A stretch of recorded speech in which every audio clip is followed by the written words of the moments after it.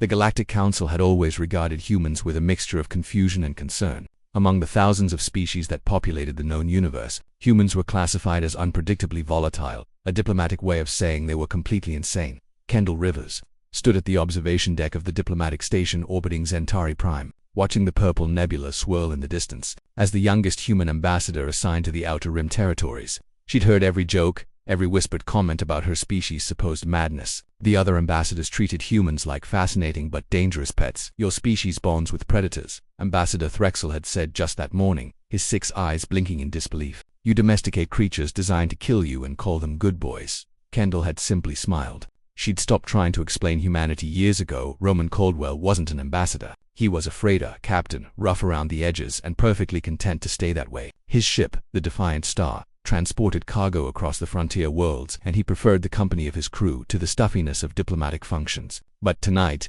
he'd been dragged to the station's cantina by his first mate, who insisted he needed to socialize with civilized folk for once. The cantina was a neutral zone where species from across the galaxy gathered. It was supposed to be a place of peace and cultural exchange. That illusion lasted until approximately 10 minutes after Roman arrived.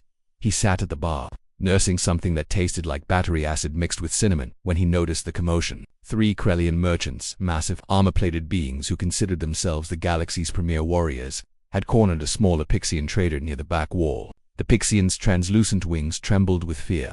"Your debt is overdue, little insect," one Krellian growled, his voice resonating through the cantina like thunder.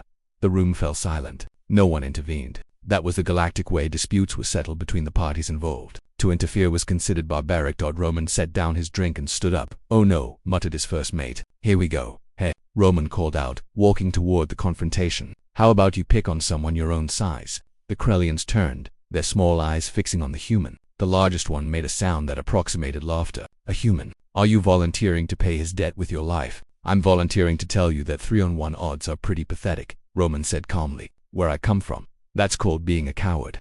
The cantina erupted in gasps. "You didn't call a Krellian a coward ever." Kendall had been in a private booth reviewing trade agreements when she heard the unmistakable sound of a human causing trouble. She looked up just in time to see Roman Caldwell. She recognized him from his file as a frequent source of minor diplomatic incidents, standing nose to with 3 of the most aggressive the species in the sector. "Damn it," she whispered, already moving.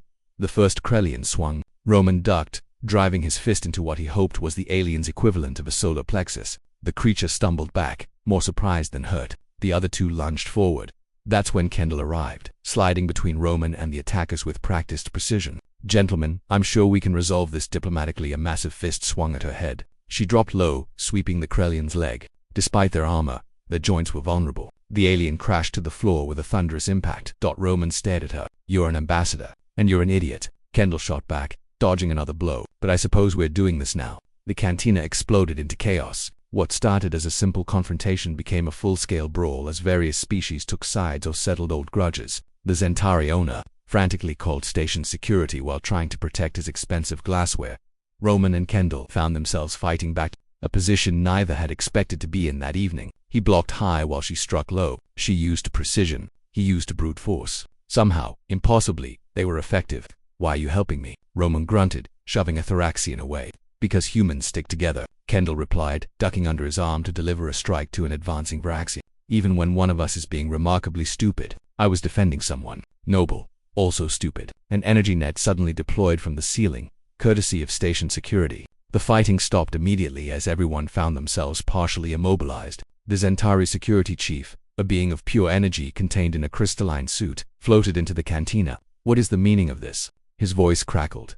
Silence. Then, surprisingly, Ambassador Threxel stepped forward from where he'd been observing. "Chief, I believe I can explain. The humans were defending a victim of extortion. The Krellians initiated violence." The security chief's energy flickered, the equivalent of a frown. The humans started the physical confrontation.